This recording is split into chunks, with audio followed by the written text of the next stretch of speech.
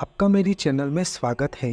आज हम बात करेंगे सप्तर्षि के बारे में। उन सप्त ऋषियों के नाम क्या है, उनकी उत्पत्ति कैसे हुई, उनका हमारे जीवन में क्या महत्व है, इसके बारे में आपको संपूर्ण माहिती प्रदान करूंगा। सप्तर्षि का मतलब 7 ऋषि ऐसा होता है। मत्स्य पुराण के अनुसार ब्रह्मा जी ने संसार में धर्म की स्थापना के लिए और सनातन संस्कृति का ज्ञान बनाए रखने के लिए अपने मस्तक से सप्तर्षियों की उत्पत्ति की थी। भगवान शिव ने सप्तर्षियों का गुरु बनकर वेदों, ग्रंथों और पुराणों की शिक्षा दी थी। धर्म ग्रंथों में गुरुओं का स्थान ईश्वर के समान बताया गया है। हर व्यक्ति अपने जीवन में किसी न किसी को अपना गुरु अवश्य मानता है। पौराणिक काल में ऋषि मुनियों को ही गुरु माना जाता था। इन ऋषि मुनियों में सप्तर्षियों को सबसे ऊंचे स्थान पर रखा गया है।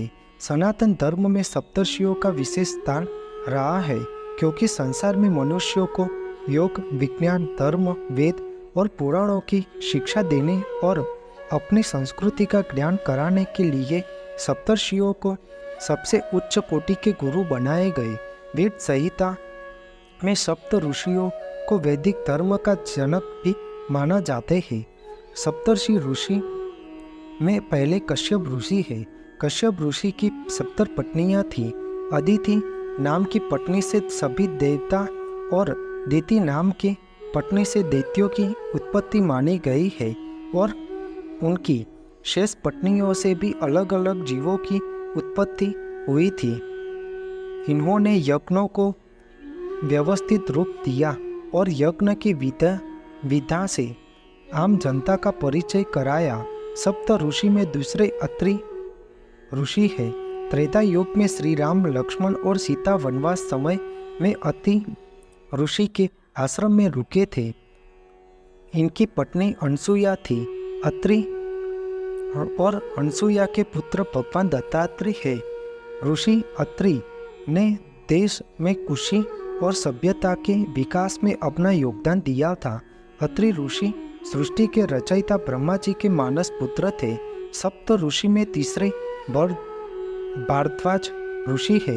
इनके पुत्र द्रोणाचार्य थे।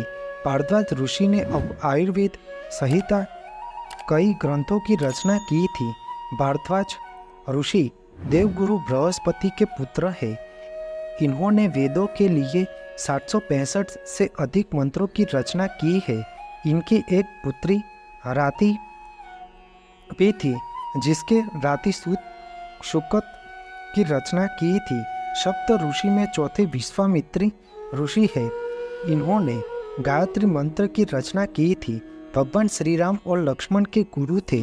विश्वामित्री ऋषि ही श्री राम और लक्ष्मण को सीता जी के स्वयंवर में ले गए थे। विश्वामित्री जब तप कर रहे थे, तब स्वर्ग की अप्सरा मेनका ने इनका तप भंग किया था।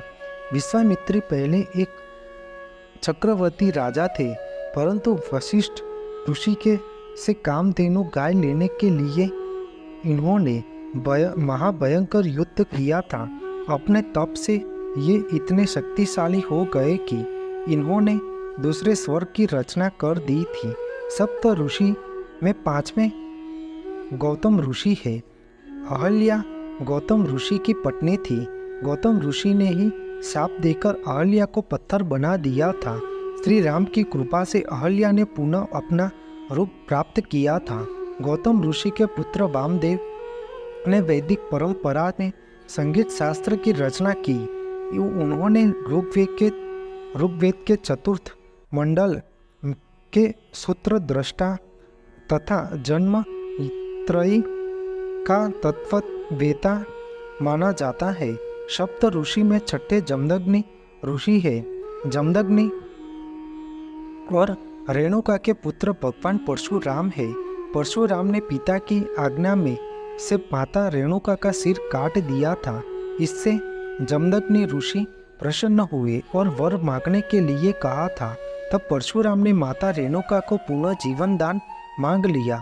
जमदग्नि ने अपने तप के बल से रेणुका को फिर से जीवित कर दिया था। सप्त ऋषि में 7वें वशिष्ठ ऋषि है। त्रेता युग में वशिष्ठ ऋषि राजा दशरथ के चारों पुत्र राम, लक्ष्मण, भरत और शत्रुघ्न के गुरु थे। इन्होंने ही सर्वप्रथम राजा सत्ता पर अंकुश रखने तथा समाज को धर्म से चलने की राह दिखाई थी। आपको मेरी यह माहिती अच्छी लगी हो तो मेरे चैनल को लाइक, शेयर, कमेंट, सब्सक्राइब करें और बेल आइकन को दबाना ना भूलें। जय स्वामीनारायण।